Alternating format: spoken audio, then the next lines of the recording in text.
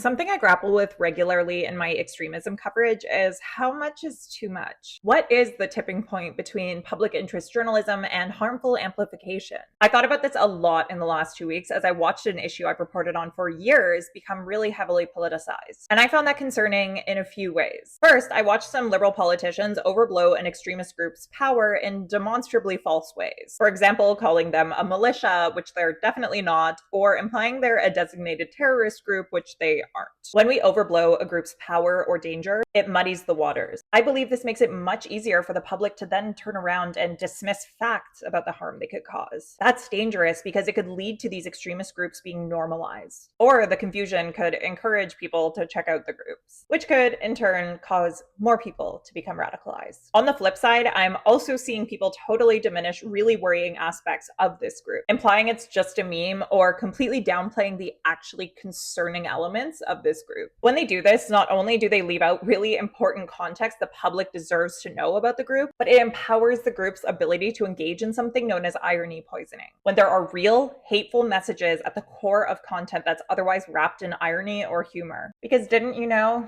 it's all just a joke. But when people are repeatedly exposed to this joke, whether they realize it or not, they can internalize the hateful message that's been wrapped in that humor. So basically, it doesn't help when people overblow a threat or make a group seem super powerful, because not only is it inaccurate, but it kind of primes people to reject the real threatening aspects of the group. But it's also really unhelpful to downplay a group to the point that it can present itself as just a joke, because there's something very toxic at the center of that joke and you just help normalize it. Covering extremism always involves a trade-off of public good against the risk of amplifying the people you're talking about. If you want to navigate that balance better, I really recommend you guys check out this report, because this shit's really important, really dangerous, and we have to be careful how we talk about it. What do you think of all this?